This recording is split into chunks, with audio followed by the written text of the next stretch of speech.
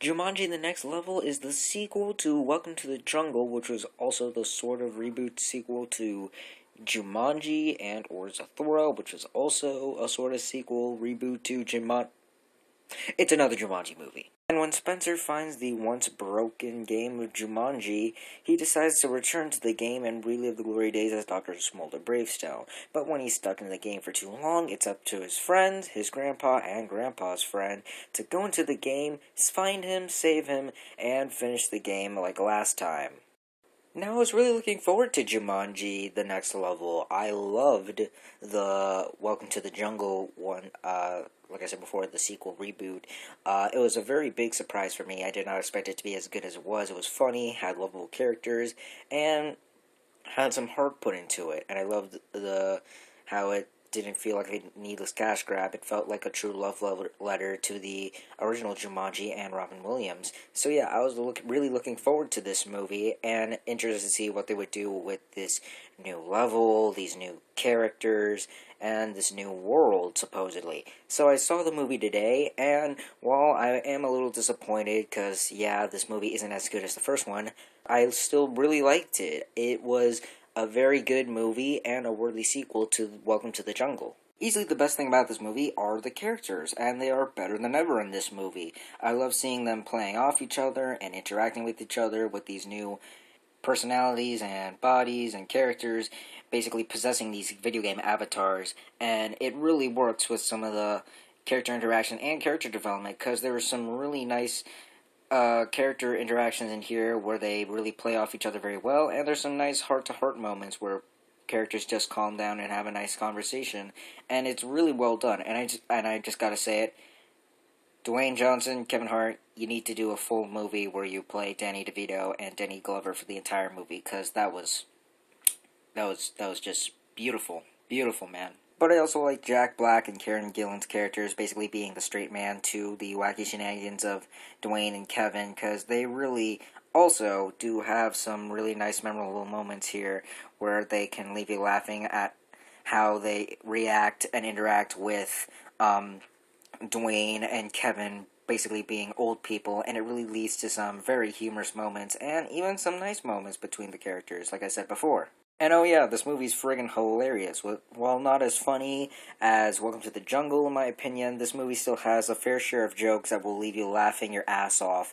throughout the whole movie. Especially one during the final act of the movie involving Jack Black and Kevin Hart playing, acting as different people in the video game and in an elevator, and you'll know it when you see it, but it's really damn funny. There's also some good slapstick jokes, some good one-liners, and some good character interactions that leave you laughing your ass off throughout the whole movie.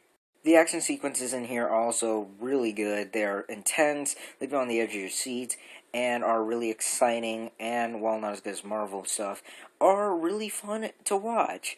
My favorite action sequence in this whole movie was the scene with the ostriches and the desert. That was really fun, really well shot, really intense, and really exciting to see these characters getting chased by these gigantic ostriches. It was really fun and entertaining to watch. And lastly, there's a surprising amount of heart in this movie, like the last one, especially with Dwayne Johnson and Kevin Hart's characters. I honestly didn't expect as much of an emotional impact they would leave on me as much as they did, because going from the trailers, I expected them to just be the comedic reliefs, but no, they get a lot of heartfelt, kind of emotional moments in here, as well as the other characters, like Jack Black, Karen Gillan, and Awkwafina, who also, not shown in the trailers much, does play an important role in this movie, and it does lead to some really nice, touching moments here. But sadly, that's where the positives end with this movie, because boy, do I have some issues with this movie. The first and biggest issue with this movie is, how do I put this? It's the same friggin' movie! There are literally scenes from the first movie that are literally copied and pasted from the original into this one movie, but instead of a jungle, it's in either a hot desert or a cold mountain. It is literally the same movie. While it's better than The Hangover Part 2 and other sequels that are basically the same as the first one, it's still a glaring issue. You couldn't You couldn't think of a new original story for your big franchise movie that you had to copy from the original? Come on now. And just like the last movie, this movie really likes pouring exposition on you, because there are several moments and several scenes where characters are just explaining their backstories to you in long, boring sentences and paragraphs, and it's really tedious, because, like, you should care about these characters and stories, but they keep explaining it and not showing it to you.